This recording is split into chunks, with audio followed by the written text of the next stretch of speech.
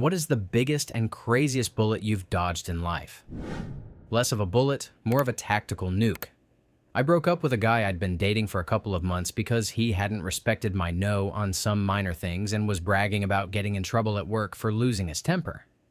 I am 100% sure breaking up over the phone instead of in person saved my life. Before this, I always felt breakups needed to be in person because you owe it to them, but I had a really uneasy feeling about this situation and couldn't articulate why. I talked to my family, and they all agreed I should do it over the phone, so I did. It was wild. First, he offered for me to move in with him because maybe the 45-minute distance between us was the issue, even though this was a 2-month thing that was barely even a relationship. When I told him it wasn't the distance, it was him. He insisted I come over and at least talk about it. I declined, said nothing would change my mind, and ended the call. He then texted me pictures of a bunch of my belongings. Apparently, he had taken things out of my bag when I was at his place. He said I needed to come over to get the stuff I left, but I am certain I never took it out of my bag. It was insane. He must have stolen it to get leverage or something. I told him to keep it or sell it. Then he said he was having dark thoughts, that I was his only friend, and that he needed me to come over to talk. I offered to call the police to do a welfare check. He kept contacting me, inventing new reasons for why I had to show up in person.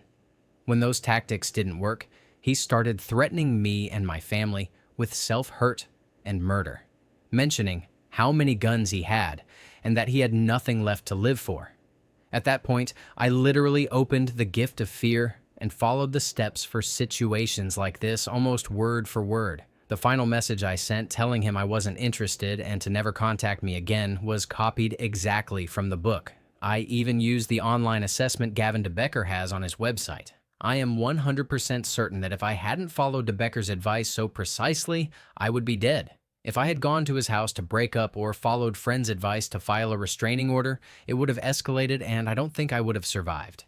Even with all of that, he still stalked me, showing up at places I was, or emailing people to ask if I would be somewhere, for a few years. Thankfully, it has been a couple of years since he last contacted me, so hopefully he has moved on. I still panic when I see his model of car, though. Story 2. Back in 2008, I was talking to a girl online, and things were going well until a few red flags started to appear.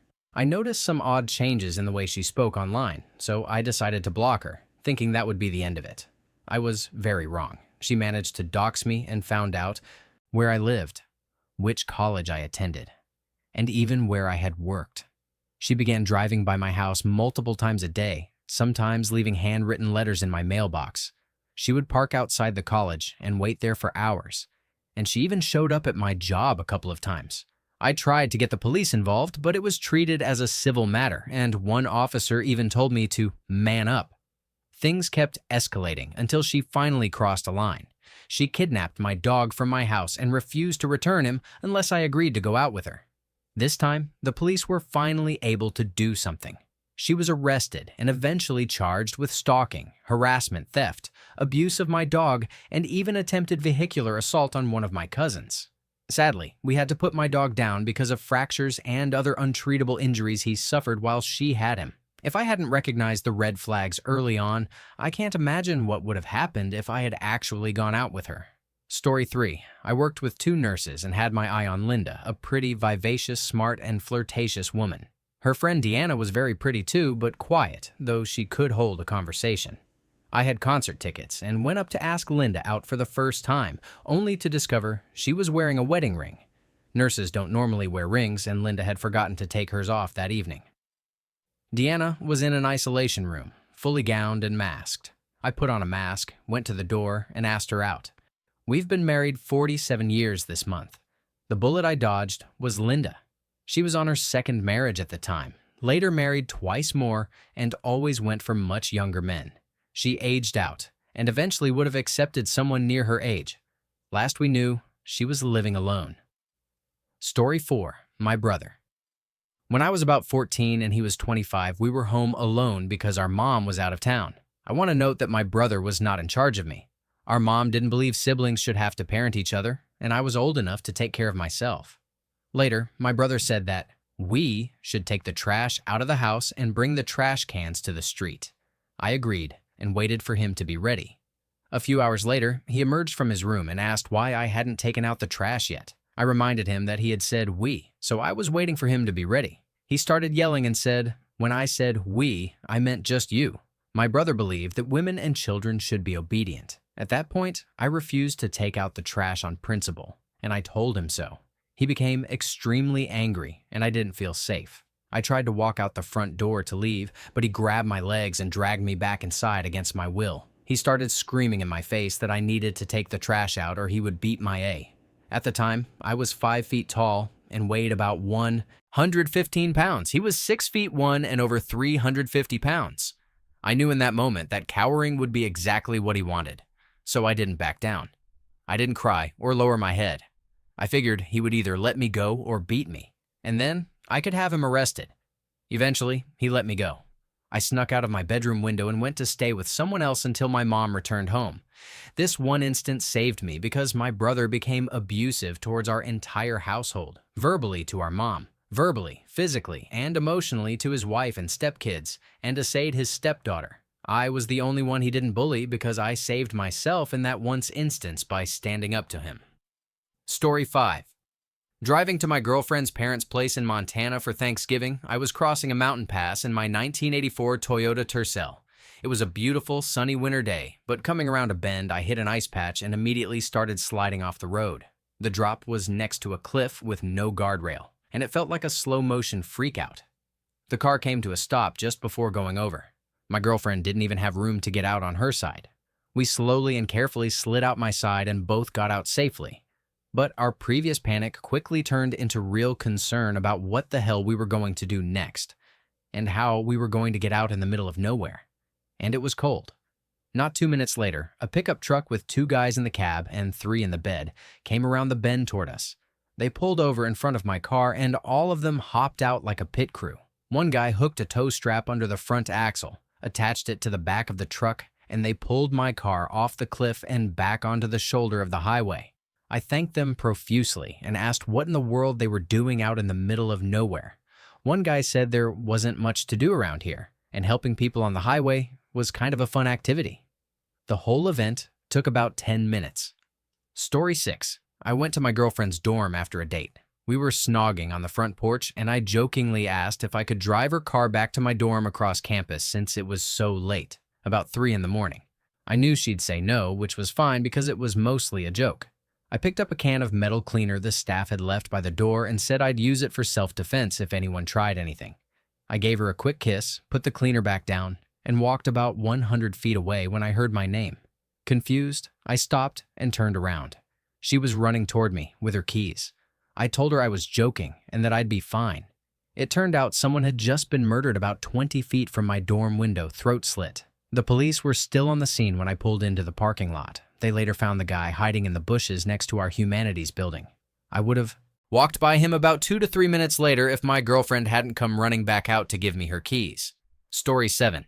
Thanks to an ear infection, I wasn't murdered. When I was a child, my mother worked until 2 in the morning, and her best friend's 20-something-year-old daughter was my babysitter. She had a toddler and a daughter my age, and the two of us were naturally best friends. We lived exactly 1 block from each other. I usually stayed in their apartment overnight, and early in the morning my mom would pick me up and get me ready for school. One afternoon I came down with a fever at school. My mom had to come pick me up early and take me to the pediatrician. I had a double ear infection, and my fever wouldn't come down, so she didn't go to work that night. The next morning, we woke up to sirens all over the neighborhood. Then there were helicopters. We came outside and saw that down the street. At the building where my best friend and babysitter lived, the area was swarmed with police and EMS. My mom asked an NYPD officer what had happened and told him her friend's daughter lived there. He asked which apartment, and when my mom told him, he lost all the color in his face. He then asked if she had any contact information for the residents. My mom started screaming for him to tell her what was going on. He finally told us that a woman and 2 children had been murdered by someone, and another person had been stabbed but survived.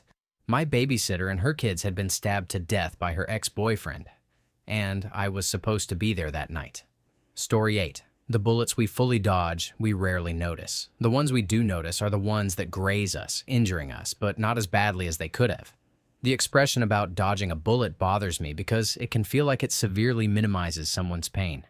My wedding was delayed 5 years due to a ban on same-gender marriage. By the time we finally had the legal right to marry, we had already bought a house together. I immediately started planning our wedding, but she began acting strangely indifferent to any decisions I made. It turned out she'd been having an emotional affair behind my back for a year. A month after I found out, she not only called off our wedding, but had legally married the other woman. Everyone kept telling me I had dodged a bullet simply because we had never managed to get legally married, but I was in the most devastating emotional pain of my life. I hadn't even gotten her off the deed of the house we had bought together before she was already married to her affair partner.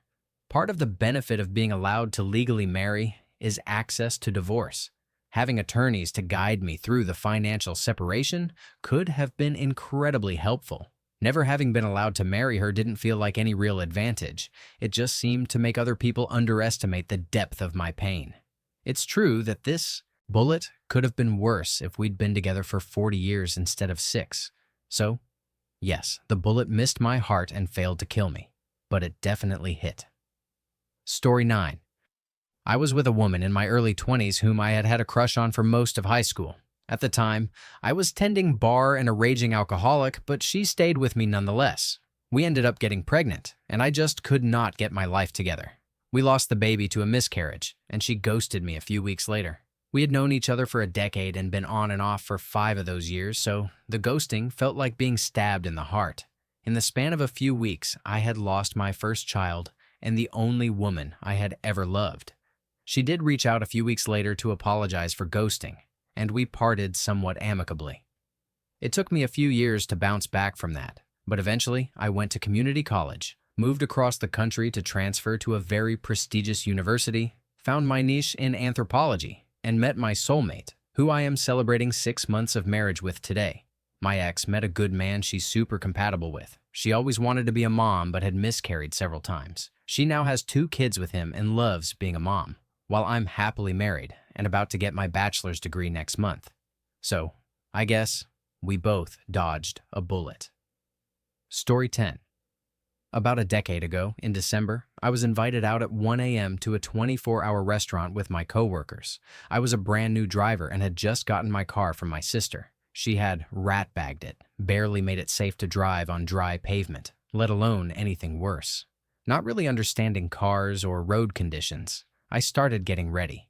It was 12:30, and my sister, who is a year older and blood-related, though we were both adopted from Nunavut to British Columbia, crazy that we got to stay together through all that, was sitting and watching TV. I asked, "Hey, do you want to come to Denny's with me for food and to see my coworkers?" She said, "Sure." A few minutes later, I was all ready and asked if she still wanted to come. She replied, "Nah, I'm all good." Cue me driving down the road in an older town in my barely functional car at 12:40 at night. Everything seemed fine until I turned onto a heritage road that rarely sees traffic and never seems to ice over. I was so new to driving and eager to get to the restaurant on time, going about 60, maybe 70 kilometers per hour. Half a kilometer down the road, I reached the first turn, a gentle curve off the straightaway. I turned the wheel a full 90 degrees left and nothing. The car didn't respond. I was completely confused. The wheel was sideways, but the car wasn't turning. Then I caught a dry patch and realized I had been on black ice. After 2 frantic countersteer maneuvers, the car spun a full 360 degrees. I lost all sense of left, right, forward, or backward, and then felt it slam into something. A few minutes later, I woke up covered in dust and broken glass. My phone and glasses had ended up in the back window, and I was lying sideways, nose down in a ditch, snow all around me. I climbed out through the broken sunroof and rested against a nearby street sign. My stepdad arrived to pick me up.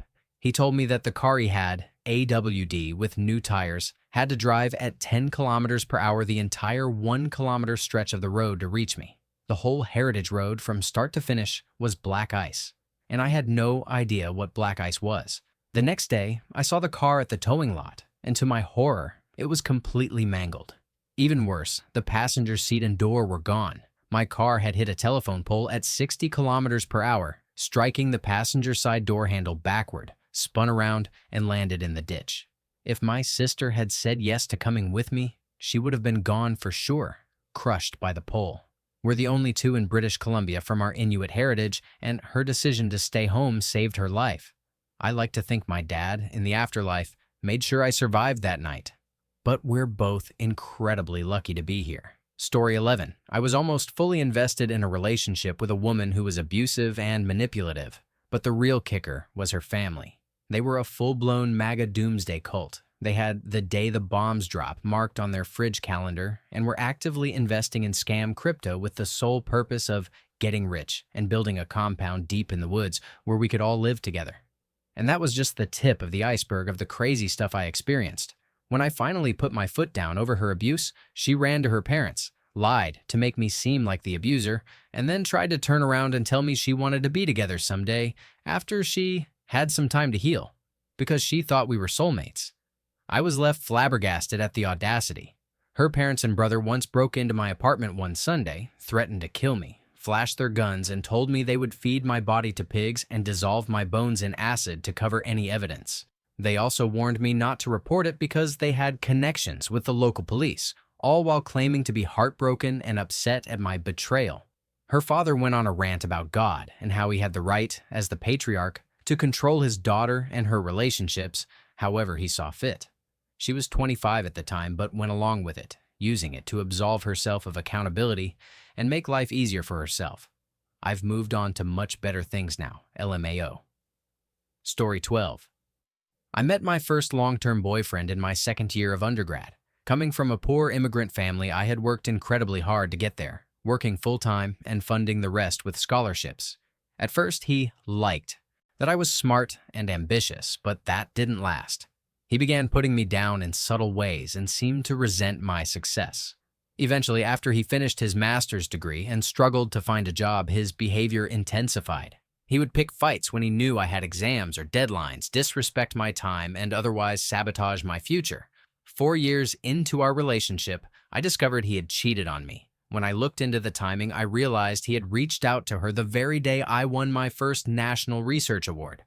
I was 4 months from graduating, though it had taken me longer due to pursuing a double major and taking semesters off for work terms. So, technically, all I had at that point was a high school diploma. On top of that, I had just found out I was pregnant. I dumped him, got an abortion, and graduated. Then I completed a master's degree with a perfect 4.0 GPA. After that, I received a $600,000 scholarship to pursue a PhD at a top university abroad. I graduated, and on my way to start medical school, I met my dream man. Amazing, secure in his masculinity, and everything I'd hoped for. I just landed a research position in neurosurgery, and I'm considering aiming for that in the match. My abortion saved my life and my freedom. Story 13. It wasn't a bullet. It was a full-fledged nuclear warhead. Long story short, in 2010, I was fired under very suspicious circumstances from a job I had half expected to retire from. I'm still in contact with many of those people on social media, and without exception, they've told me the company did me a big favor. In the summer of 2011, I was back in town to sell my house and stopped at Burger King for lunch. One of my former co-workers happened to be there with her mother and her 2 preschool-aged children. As I was filling up my soda, she came by to refill one of the kids' drinks and said, "Hi, WLW, that place just gets worse and worse every day." Several years later, she had to take a leave of absence for a major operation, and I later pieced together that she no longer worked there. I messaged her on Facebook to check, and she replied, oddly on my wall, that no, she hadn't retired by choice. She had been fired after more than 30 years due to a loophole in the Family Leave Act. Another longtime employee, also with over 30 years, had lost their job under similar circumstances. Story 14. When I worked at a library, I was friendly with a maintenance guy who was also employed there. He was friendly with my sister, too. We had met him before I even worked at the library as regular patrons who visited at least once a week. After I was hired, his hours were cut due to budget constraints. I felt bad for him. He was one of the few people I got along with in what was otherwise a toxic work environment. Since he worked part-time, I still saw him regularly. Over time, his behavior toward me became inappropriate. He touched me and kissed me at work, even though I never gave him any reason to believe I was interested. Then he had the nerve to ask my sister if anything was wrong with me after I started distancing myself from him. It was awkward and uncomfortable, but I was able to avoid him at work. I couldn't believe I had felt sorry for him when his hours were cut. If he had stayed full-time, things could have been much worse. The experience taught me to be more cautious when dealing with male coworkers. I was so glad to get away from that creep. Story 15. Around 2019, we were struggling financially, and as a result, our gas was shut off. After months of struggling, we finally managed to get the bill reduced and have the gas turned back on. When the worker came out, he had to perform a mandatory test for carbon monoxide. It turned out our furnace was leaking carbon monoxide, and we had no idea. I can't help but think it's entirely possible we could have died from carbon monoxide poisoning if our gas hadn't been shut off in the first place. We got a new furnace and installed plenty of carbon monoxide detectors. What seemed like a huge misfortune, having our gas shut off because we couldn't afford the bill, actually ended up saving our lives in the end. Story 16. I was dating a girl for a while and thought she was the one for me. Pretty, adventurous, and fun. Then I discovered that my then best friend and she had been sleeping together for a few months. I was devastated and spiraled into a deep depression for about 4 months. When I finally came out of it, I reached out to some friends I hadn't spoken to in a while. They chose the backstabber over me. My entire friend group abandoned me. I had no one. Eventually, I reached out to an old friend from my younger years, someone I had drifted apart from because of that group. We started hanging out again, and he introduced me to new people. A few years later, he introduced me to my now wife. Though I was crushed at the time, that best friend actually did me a huge favor. He revealed the girl's true side. Now, I'm happier than I have ever been. Story 17. I was driving home with my then girlfriend on a normal road. We decided to go out for food and stopped at Applebee's. The food took forever, about 45 to 50 minutes between ordering and getting it. We finished, paid, and left a little frustrated. As we continued driving, the streetlights went out and we encountered a detour. It turned out a tornado had ripped through that road just ahead of us. We probably would have been on the road if our food hadn't taken so long. Story 18. My uncle was a trucker, stopping at a truck stop to gas up and grab some food before continuing his route. As he was walking back to his truck, a red heeler dog appeared out of nowhere and he started talking to it. After a bit, he began petting it. The dog was young and just happy for attention. Knowing there wasn't much around, my uncle kept an eye out to see if anyone would come claim it. After a while, he decided, "Forget it, you're a trucker dog now." He opened the passenger side of his Peterbilt, and the dog hopped up like he'd been there all along. As my uncle rounded the truck, the puppy lay down in the sleeper cab and fell asleep on the bed. He started heading down his route again, and about an hour later, the town he was about to drive through had been completely destroyed by a high-category tornado. He says the dog saved his life and immediately adopted him, naming him Twister. Twister lived for 19 more years after that meeting. My uncle loved that dog. Absolute heart of gold. Story 19. I met a very handsome young man at the community college I was attending. We had a couple of classes together and ended up exchanging numbers. We chatted a few times on the phone, and I remember him asking to take me out. I was flattered. He was charming and seemed nice enough, but I remember giving him the usual, "Oh, sorry, I'm busy" lines. He stopped pursuing me, and all communication ceased. About 6 months later, boom, he was all over the news for raping and murdering a young woman. That arrest led the authorities to link him to another unsolved murder carried out in the exact same manner. Authorities even noted he seemed to have a specific type, as the 2 women he killed were the same body type. I remember being stunned and telling my parents, I still have his number in my phone. I could have easily been another one of his victims. I thank God for keeping me safe. He's currently on death row. Story 20. I've shared this story before, but here goes. Years ago, when I was in middle school, my brother and I had bunk beds. He had the top one, which was held up with metal bars. If you've seen Step Brothers, you can probably guess where this is going, except with metal bars instead of neat boxes. We lived in an old house in the country and occasionally got bed bugs. My bed was especially bad, particularly during the summer.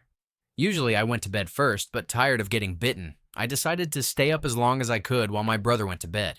He jumped on his bed, which then collapsed onto mine. It didn't fall flat. Rather, the side that fell was where my head would have been. I ended up sleeping in a chair that night.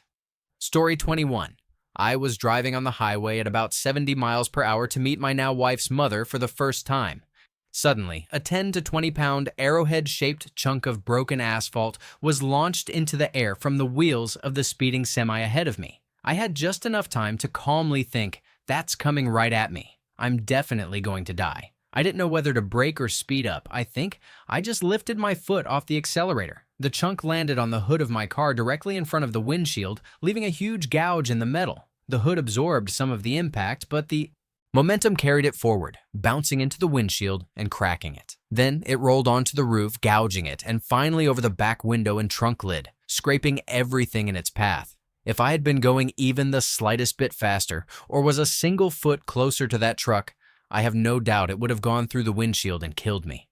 I think everyone has some kind of story like this. Some we know about, like this one, and others we never notice, because nothing happened.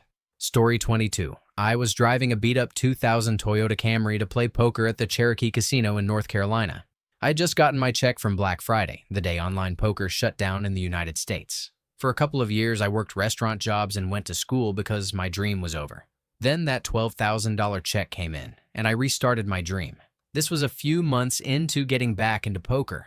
I was driving down the mountain on a sharp downhill right turn in a very bendy section of the interstate. A sudden downpour came out of nowhere, drenching the road. I started spinning out because I had bald tires from being broke for so long. There was a car in front of me, another beside me, and one directly behind me. I did one full 360, hit the median, and did another 360. I kept spinning, and finally ended up backwards on a patch of grass on the side of the road. It was the only patch of grass, tree line 50 yards behind me and 50 yards in front of me. I just sat there, in shock. A bunch of cars pulled over to make sure I was okay, and a state trooper stopped as well. Everything was fine. My car had one scratch on the bumper. I drove off thinking, what just happened? I lost $1,500 at the poker tables. Could have guessed that would happen. On my way home, my hood popped up while I was driving, and I couldn't see a thing at 60 miles per hour on the interstate. It was all bent and ruined. I used straps to keep it down. The next week, I had the craziest run in my poker career. I made $50,000 in 3 days playing the sketchiest home games. They even kicked me and my buddy out because they were sick of pros like us coming. I bought a new car that week, and my poker career continued fairly well after that. I never had another $50,000 week, but I made 10 times that over the years. Now, I'm a metalworker and artist doing what I love. And it all started funded by my passion for a silly card game. Story 23. I dated an attorney who claimed she was still a virgin. After a few dates, she wanted to meet some of my friends. No big deal, so I introduced them at a social gathering. Apparently, she accused me of hooking up with one of my friends, whom she had just met, right at the party, simply because we were talking and catching up. I didn't hear this, as I was on the other side of the house.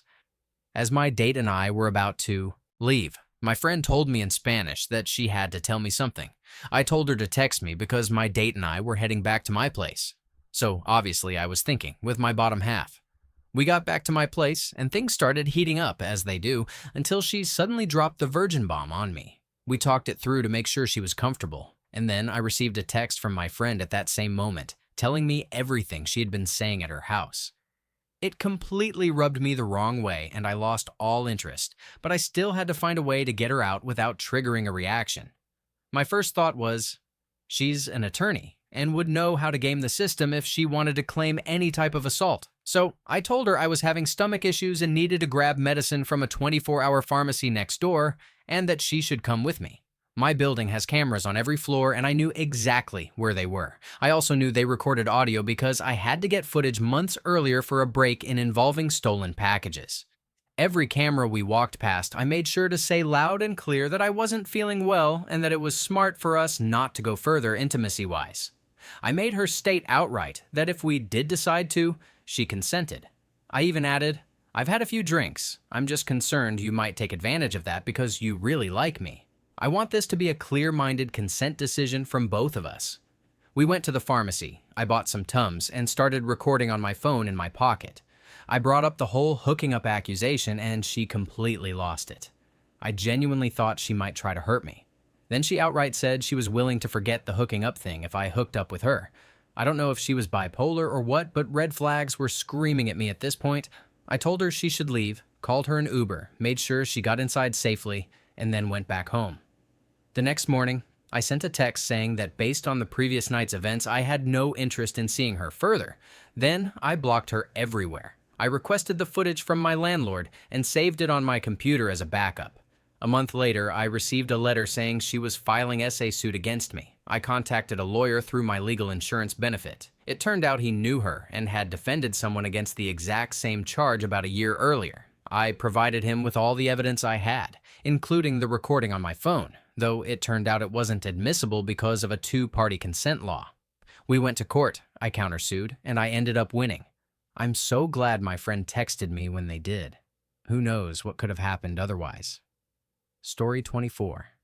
My best friend in college was a guy we'll call Jack. Jack had a good friend, Ben, who he moved in with during sophomore year. In the fall semester, Jack offered to set me up with Ben because he thought we'd hit it off, and I agreed. On our first date, Ben picked me up in a very nice car and took me to one of the more expensive restaurants in town. He told me to order whatever I wanted and not to worry about the price. We got along well enough to plan a second date. Quick context. I grew up in South Texas and went to college in Texas. It's relevant, I promise. On our second date, Ben asked if I wanted to go to the shooting range. I said, hell yeah, let's go. I grew up around guns and hunting, so I was completely comfortable with the idea. He picked me up after class with my Whataburger order waiting on my seat. 19-year-old me swooned. We got to the shooting range and he pulled out this gorgeous .30-06 rifle, practically brand new for us to shoot.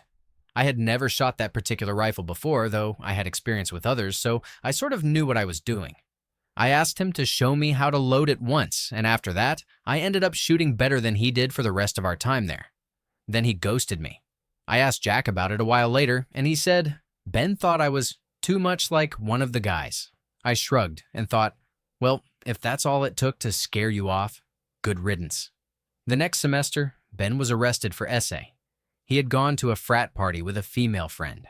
She got too drunk, and her friends put her to bed in a back bedroom to sleep it off. He snuck in once she was alone, and then felt bad about it the next day and told her. I've never met her and don't know her name, but I am so proud of her for pressing charges. Ben turned himself in and later admitted to dating and essaying the young woman. He's married now. Somehow. Story 25. I was at a crosswalk with my nephew in Houston, somewhere near Minute Maid. I was in a hurry and we didn't have a walk signal, but I thought forget it and motioned for him to cross while saying, go, go, go. A huge blue truck turned right onto the street my tiny nephew was crossing, and it had the green light. It was one of those quick turn-and-go situations. I screamed a sound I didn't even know I was capable of making, deep and high-pitched at the same time, just no. The truck somehow saw him and stopped. I would have never forgiven myself if it hadn't. Ever since then, I get a low-key wave of panic at crosswalks, and I will never be that impatient again. Story 26. I went to a friend's house once. He said his girlfriend was bringing a friend for me to see if we hit it off. She was a major flirt, and I thought things were going well, but at the end of the night I made my move and she shot me down. Fast forward 10 years, at that same friend's wedding. The girl was there, obese, drunk, and very attention-hungry. She came up to me while I was standing with my date, my future wife, and started with, hey, do you remember me? Remember when you tried to hook up with me and I laughed? I hit her with, do you remember when you were all wasted and brought up some awkward stuff at a wedding and made everyone uncomfortable? She looked confused and said, no. I replied, oh, because it's happening right now.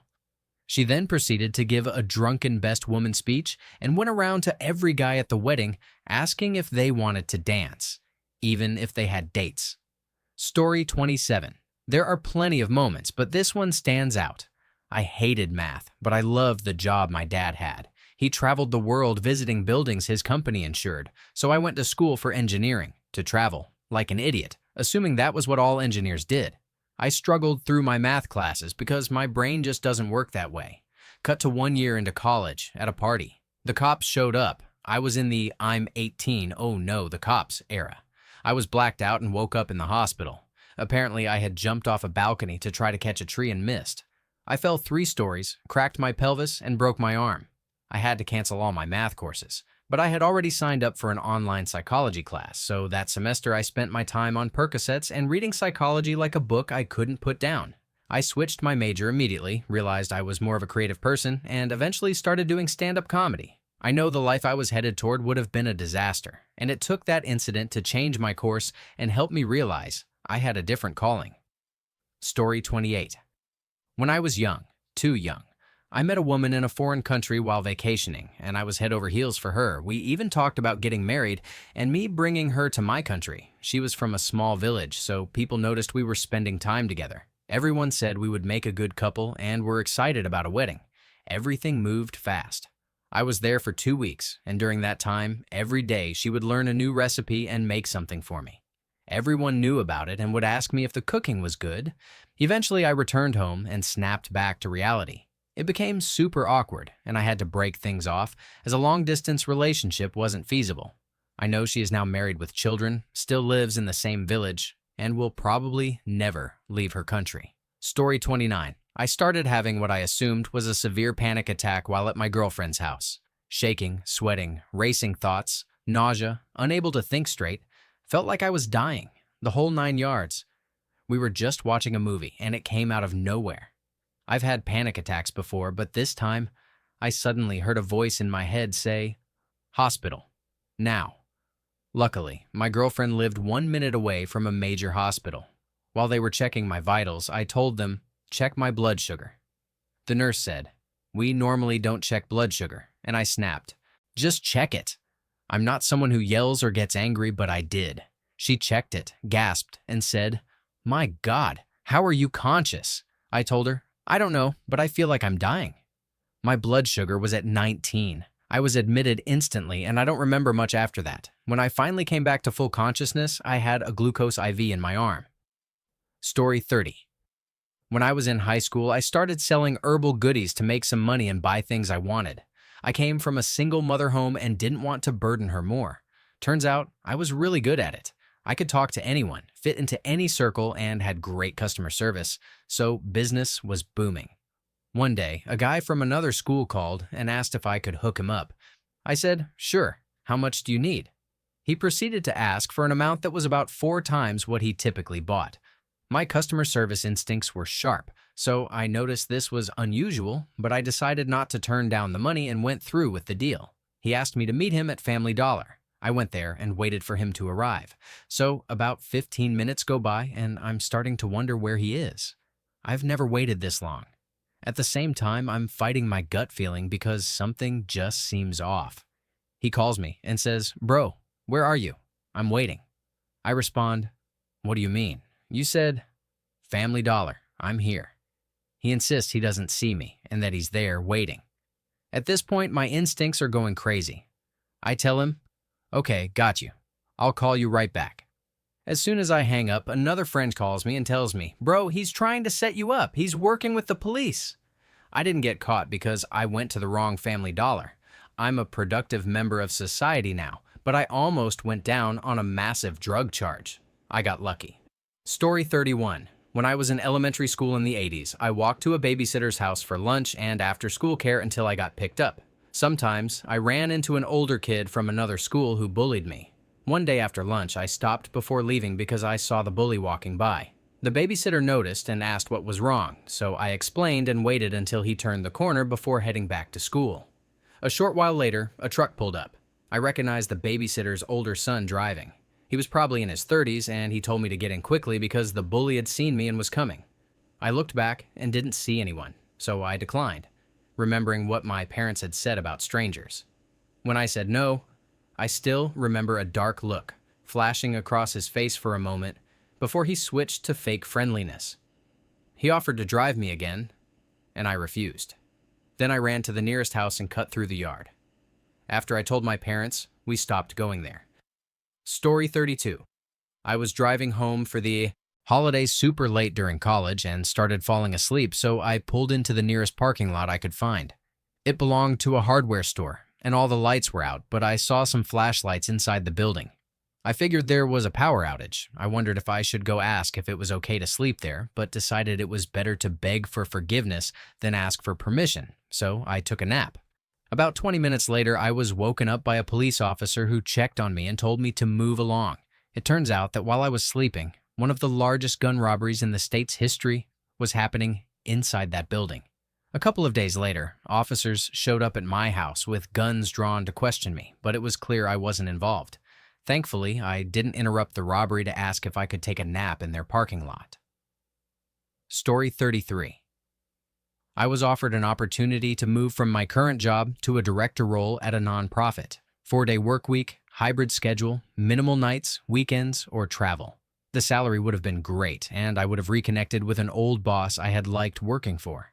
I let my current boss know what was happening and that I intended to resign if offered the position. She asked what it would take to keep me, and since she's a great boss who values work-life balance, I decided to give them a chance. They made me a good offer and included a path to promotion, which I've since achieved. I chose not to move to the other job and stayed where I am, now with better benefits.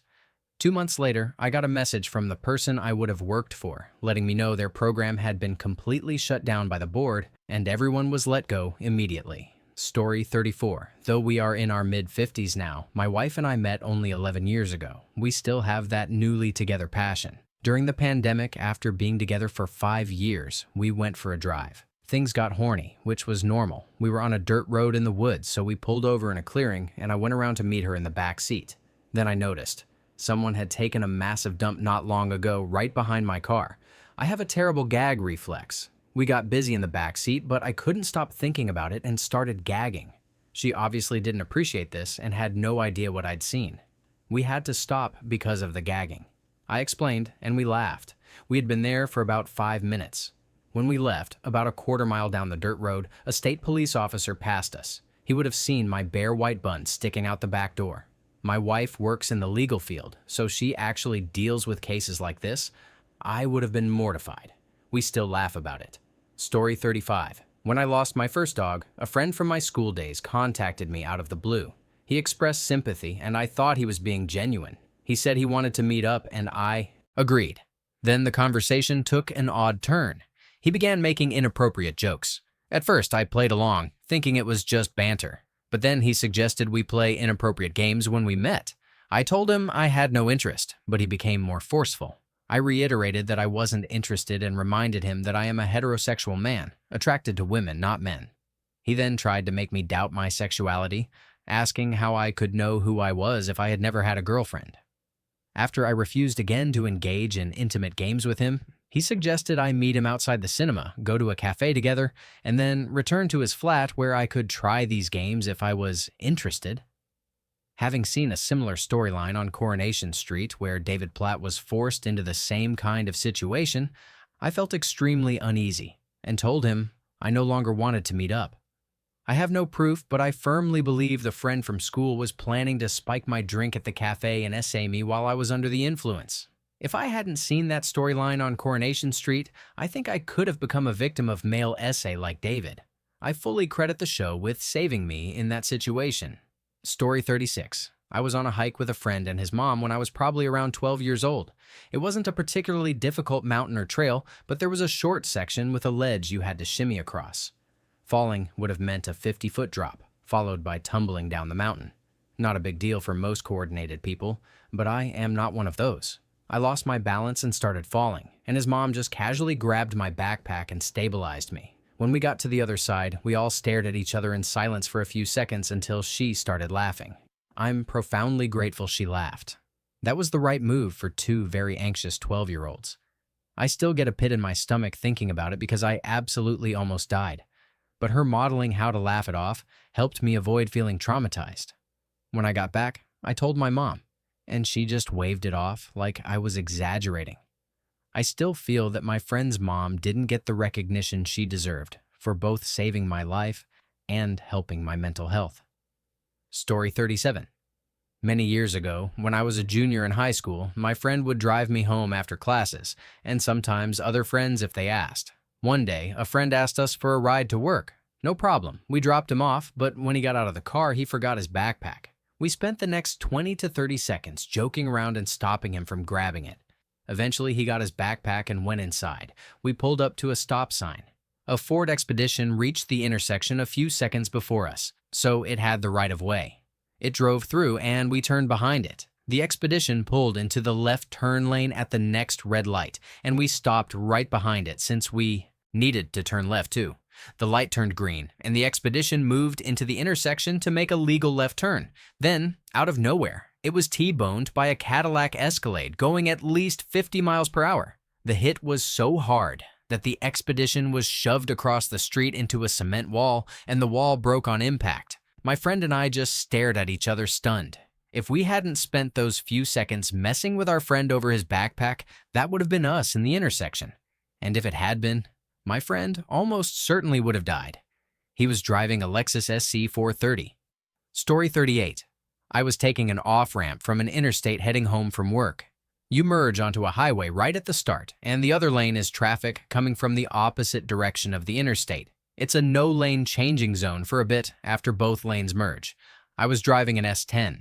As I exited, a semi was exiting in the other lane and immediately merged over. I was in his blind spot. I honked, but he didn't hear. There was a guardrail next to me and no shoulder. I was nearly even with the back tires of the cab and quickly running out of space, so I floored it and got past him. Another close call happened while I was driving in heavy fog in a full-size truck. I was going about 10 miles per hour under the limit, at 35 miles per hour approaching an intersection. I had a strong feeling someone was going to turn in front of me. Sure enough, a van shot out from the side road. I slammed on the brakes and just missed hitting it.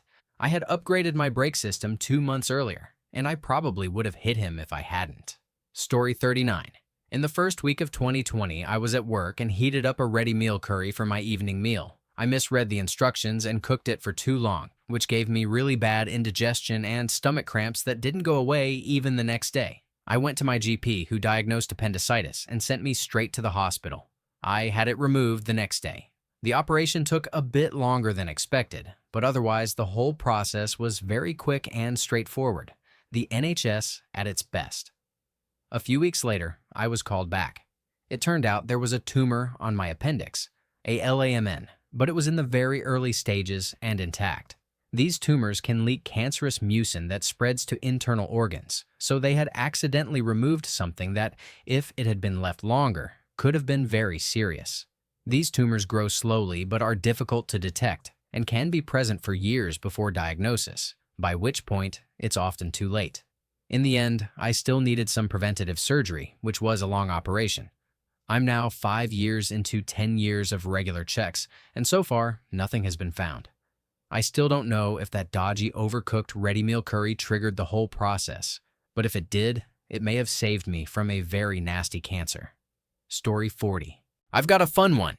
I lived in Morden, Manitoba until the spring of 1995. Beside our little house was a creek. The edge of the steep embankment was literally 2 meters from my bedroom window, and down below, for most of the year, was a tiny, gentle creek where my brothers and I would catch crayfish. But in the spring, the spillway a few miles out would overflow from runoff into Lake Morden. That tiny creek would swell into a brown, churning giant of fast-moving water. That 3-foot creek would rise 6 feet deep and maybe 25 feet across. It was scary to be near. I slept 2 meters from its edge. We moved in February of 1995, and after we left, that raging water rose too high and destroyed our old house. About 1 month later. Then we arrived in Lethbridge, right after they had their own flood of the century. They were still repairing everything. My family barely missed both floods. Pure luck. Story 41. I almost killed someone once, but I was talked out of it without even realizing it. I'd hooked up with a woman after her car broke down, and I helped her out. We spent the weekend at my place. On Sunday, I went to take her home. That's when she told me she still lived with her ex and that he wasn't happy about the situation and was supposedly always armed. I loaded my .44 just in case, but she kept insisting he's not going to do anything like that. I believed her and left it at home. We pulled into the driveway, and the first thing I saw was her ex running up and shoving a pistol through my window. I told him he didn't have it in him, and he didn't. The woman started crying, and eventually he admitted his gun wasn't even loaded. Mine would have been. Without knowing it, she had saved his life, and maybe mine. We stayed together for a few years after that, but things never got better. Story 42. Some guy wanted to fight me in a club because he was following his ex around and somehow, probably thanks to alcohol, decided that I was the reason she broke up with him. I actually know her because we're childhood friends, and I still remember him saying that to my face. He threw a punch at me and missed. Almost immediately, a bouncer grabbed him and kicked him out. About an hour later, someone told me he was still outside waiting for me, yelling that I was a coward and demanding that I come out and fight him. I almost did. Almost. I still don't know what stopped me. Maybe common sense finally kicked in. Around 20 minutes later, he was arrested for threatening someone else.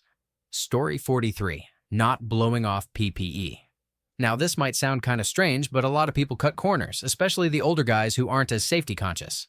I worked in the semiconductor industry, and my job involved mixing and packaging chemicals in a clean room. Since the facility was brand new, we needed to get the plant ready for production. One day, I was cleaning a fill booth. It was a medium-sized enclosure that, when the booth door was closed, became a fully enclosed space. Since one of our main gases on site was nitrogen, we were all supposed to use oxygen sensors, but many of my coworkers either didn't use them or didn't even bother to turn them on. There was a constant hissing noise of gases in that room, and we usually assumed it was just airlines. I was decontaminating a fill booth and was about to close the door so I could clean the back of it. I was lying down, finishing the last section before moving on when my oxygen sensor started going off. I assumed it was because I was exhaling too close to the meter, so I kept working. It went off again, and I realized something was wrong. The hissing sound in the booth was louder than anywhere else, so I stepped out, and my oxygen sensor immediately stopped beeping. I placed the sensor back inside the booth, and it started alarming again. 2 open nitrogen lines had not been shut off, and a contractor had accidentally left the nitrogen supply line open, filling the booth with nitrogen. If I hadn't used my oxygen sensor, I would have died. Story 44. I was planning to move into a nice house with a friend of a friend. We had all served in the military together, but my future roommate was in a different unit and had met my buddy during training. Just before we were about to sign the lease, he mentioned that his brand new girlfriend would be moving in too, and they planned to take the big room. Something didn't feel right, so I backed out before any money was deposited or anything was signed. I even warned him to be cautious about moving in so quickly with a new girlfriend, but he didn't listen and basically cursed me out for backing out. He went ahead and moved in with her. About 5 months later, he caught her in bed with his sister's boyfriend. She ended up cleaning out his bank account, stealing anything of value from the house, and trashing it before leaving. Poor guy was left broke and with a hefty bill for repairs.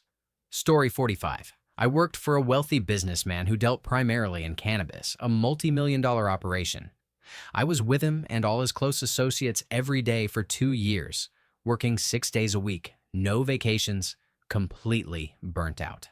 The only day I had off, I played soccer, my one true physical and emotional outlet that kept me sane and somewhat happy. One day, while playing, I tore my Achilles. Because of the injury, I stopped working and completely cut off communication with everyone for months.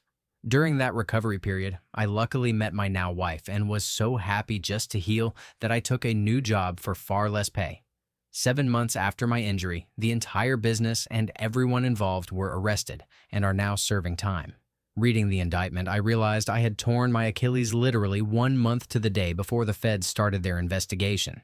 An injury that, by sheer timing, kept me out of prison. Story 46. Driving home for Christmas 3.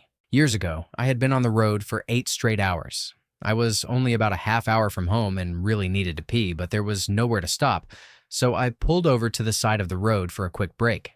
About 5 minutes later, traffic in front of me came to a sudden stop. Google Maps had given no warning. I was behind 2 tractor trailers, so I couldn't see what had happened ahead.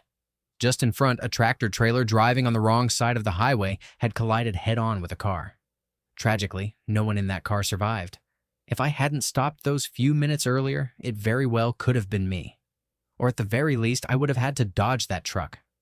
Traffic was stuck there for 3.5 hours, and I didn't mind at all. Story 47. I was working on a high-rise construction site late afternoon, and I was the only person on the working deck, 16 floors up. A load came flying up on the crane, and there was nobody there to land it. I was an apprentice. The load was just hanging there, and no one else was around. I raised my hand and walked over to where I wanted to land it, even though I didn't have a radio to communicate with the operator. As he eased it down, he stopped and began honking his horn buzzer. I was puzzled, not understanding what he was trying to tell me. Something made me look behind me, and I realized I was just 1 step away from the edge. 1 more step back, and I would have fallen off the building. At first, I tried to brush it off, but on the drive home that night, my legs were shaking so badly that it was hard to push the pedals. That moment shook me up more than I realized at the time. Story 48. I don't know if it's the biggest bullet I've dodged, but it's one that comes to mind. About a year ago, I was driving alone to visit my parents, a roughly 3-hour drive. I stopped at a rest area to use the bathroom, then got back in the car and started merging onto the highway. That's when I noticed a bee inside the car, attacking the driver's side window and trying to get out. I rolled down the window, but since I was already driving, the wind pushed it back in, and it wouldn't leave. I considered just pulling to the side, but by this point, I had already traveled a couple of miles and wondered if this would displace him from his hive. Normally, I would have been with my husband on this trip, but this was a rare instance that I was alone. He would have told me I was being ridiculous, but since he wasn't there, I decided to get off at the next exit, turn around, get off at the next exit, and return to the original rest area to let the bee out. The detour added about 15 minutes to my trip, but no one was there to complain, and I felt better about that decision. The bee was just crawling around on my door, and I talked to it the whole time. When I got back to the rest area and opened the door, he flew off. Back on the highway, I drove for about 10 minutes when traffic started to back up. Then, first responders began flying up the shoulders. There had been a massive accident involving several cars. I'll never know for sure, but the timing made it seem like I would have been right there with those same cars. I had a surprisingly strong emotional reaction and called my husband from the car, crying. I just really felt that the bee had saved me from something terrible that day. Story 49. I had a girlfriend during my senior year of high school. Neither of us was going anywhere fast. She cheated on me with a friend of mine, so I broke up with her and ended my friendship with him. Fast forward 5 years, I was close to obtaining my second college degree, and she was jobless with a 3-month-old daughter. Another 5 years later, 10 years after the breakup, the father of her baby gained custody because she was unfit and unable to hold down a job.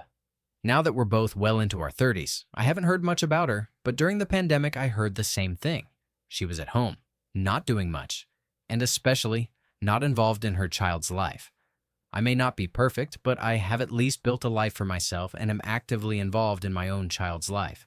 Her cheating on me motivated me to prove that I could do better, and I was right. Story 50. I dated a girl a long time ago and thought it might get serious, but it didn't, and we parted ways. Nearly 15 years later, I saw her with the man she ended up marrying. She had not aged well in appearance and had become a housewife because she simply didn't want to work. When we were together, she told me she didn't want to risk having a child because her mother's side of the family has a long history of serious health issues. She has 2 younger brothers, one who suffers from these health problems quite badly, and the other who has them less severely. She ended up having 2 children with the man she married. The first, a boy now a little over 10, inherited some of those health problems. The second child did not make it to their second birthday.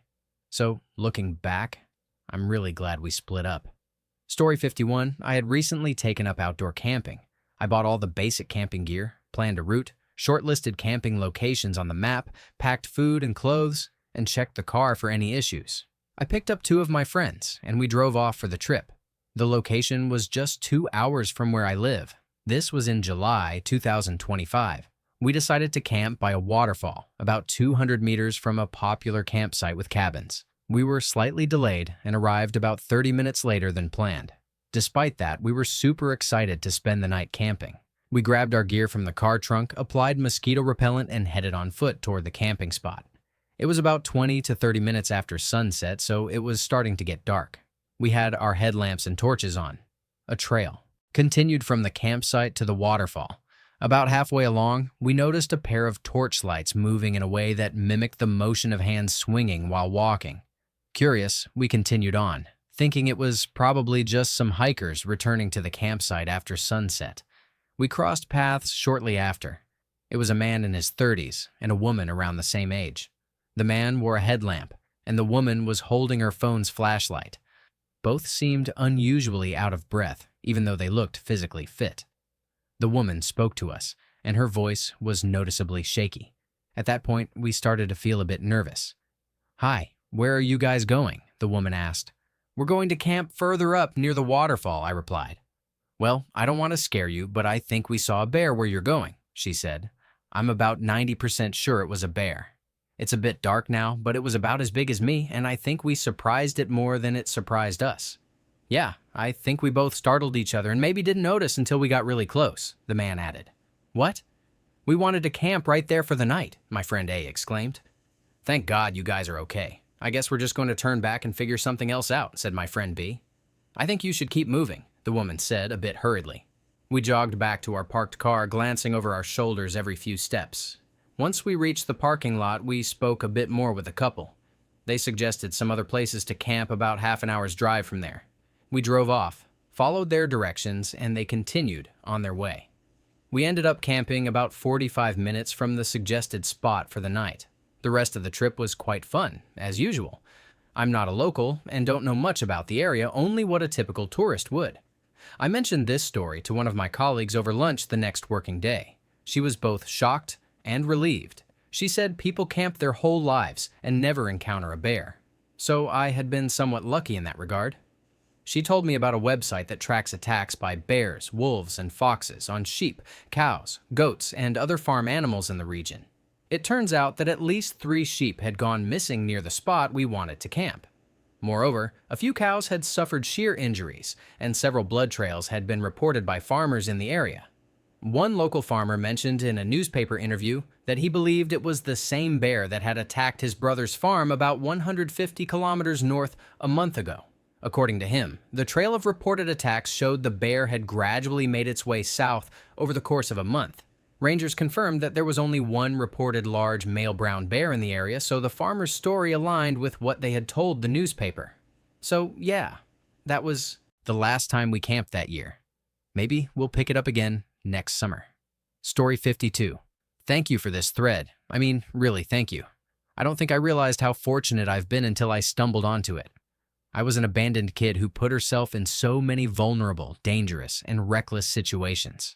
For years, I've said, I can't believe I'm still alive. But after reading the responses to your post, I finally understand why. For years, I've been angry, believing that God forgot me. I cursed him, screamed at him, and vowed never to forgive him.